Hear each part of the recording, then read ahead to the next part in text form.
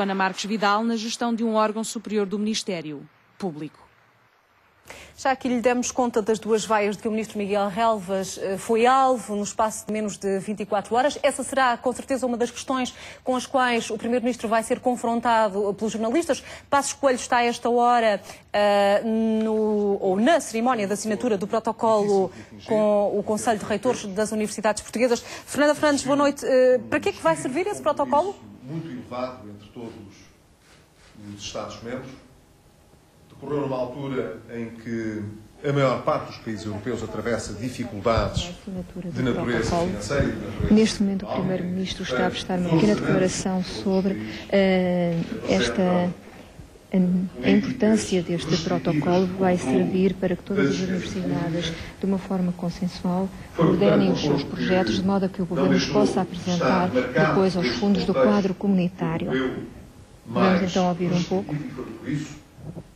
Desde que há memória, o único acordo em que o orçamento europeu, assim designado, em termos nominais, atinge, ao nível dos compromissos acordados, um valor inferior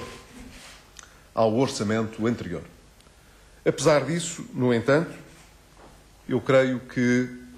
as políticas que são mais relevantes, voltadas para o crescimento e para o emprego na Europa, foram defendidas no acordo final, na medida em que estas necessidades de chegar a um compromisso mais de acordo com a realidade que estamos a viver, com as limitações que a realidade nos impõe, não foi atingido à custa nem da política de coesão, nem da política agrícola comum. E isso significa, portanto, que, no caso português em particular, foi possível fechar um acordo em que as medidas mais relevantes, com maior impacto sobre a nossa economia, que advêm do financiamento dos fundos estruturais via fundo e fundo de coesão, via política de coesão e, por outro lado, através da política agrícola comum, nos permitirão, nos próximos anos, nos próximos 7 anos, se este acordo agora for validado no Parlamento Europeu, obter, a partir daí, um contributo muito importante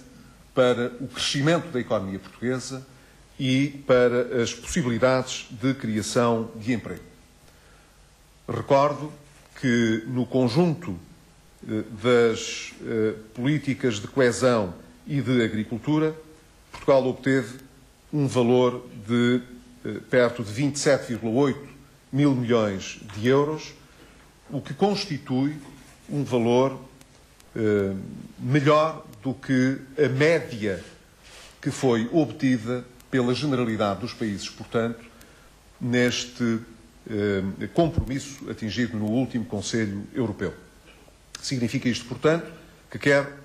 do lado da coesão, quer do lado da política agrícola comum e, em particular, do seu segundo pilar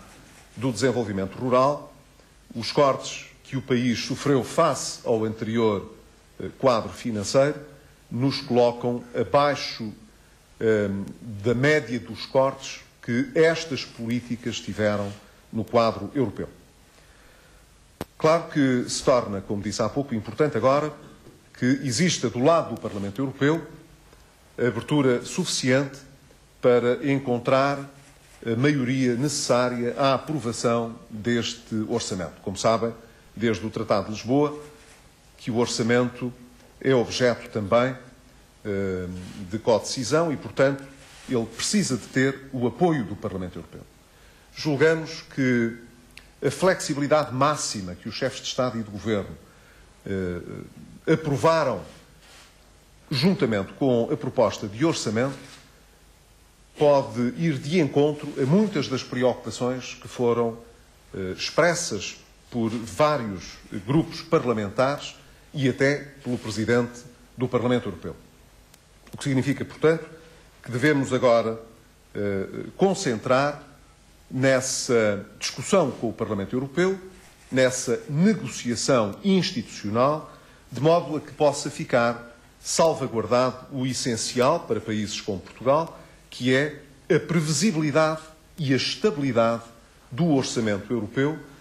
que nos permitirá desenvolver projetos de caráter plurianual durante os próximos 7 anos. Esse é o aspecto que eu julgo que é muito importante. Mas, evidentemente, há muitas outras matérias importantes. Nós dispusemos no passado de orçamentos até maiores. Não me refiro apenas ao último orçamento que vigorou até este ano, até 2013. Refiro-me a orçamentos anteriores na União Europeia que tiveram envelopes financeiros mais expressivos para Portugal. E a verdade é que, passados anos de execução desses fundos, o resultado da aplicação dessas políticas ficou bastante a desejar quando comparado com aquilo que era o conjunto das intenções manifestadas no início do desenho dos diversos programas. O que significa, portanto, que tão importante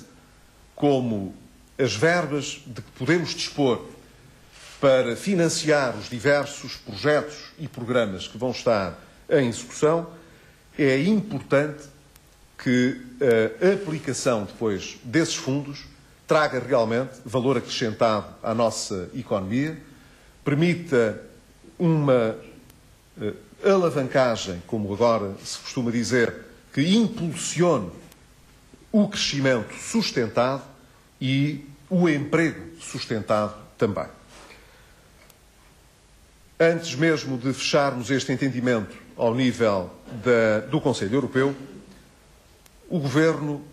português divulgou algumas das orientações para a utilização dos fundos no próximo quadro financeiro. Dissemos que queríamos orientar cada vez mais a aplicação dos fundos para a melhoria da competitividade, estimulando a produção de bens e de serviços transacionáveis, o que nos permite olhar para o futuro e pensar que conseguiremos consolidar uma balança de transações mais favorável do que aquela que tivemos, sobretudo nos últimos 12 anos, que foi extremamente negativa. Pretendemos também potenciar o investimento no capital humano, sobretudo na educação e na formação profissional,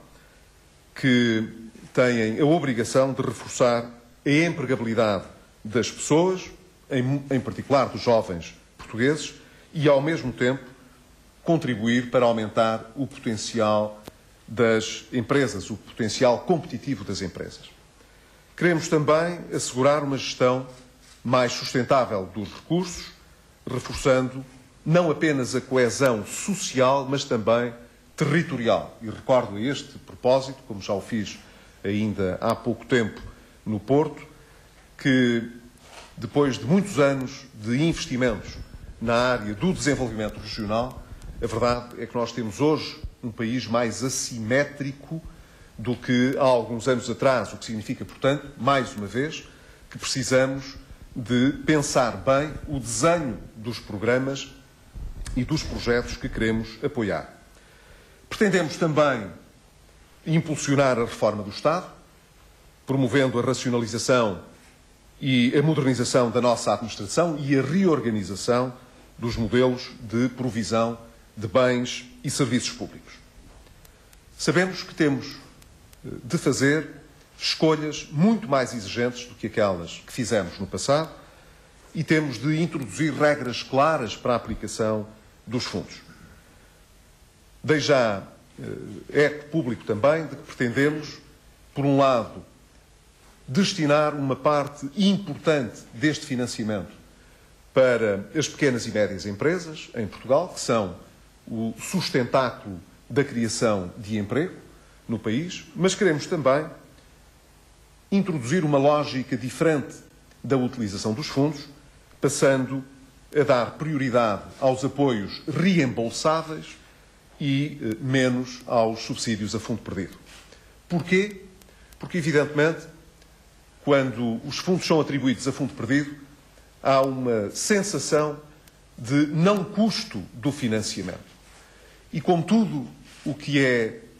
demasiado barato, acessível ou mesmo gratuito, muitas vezes não obedece a um critério de exigência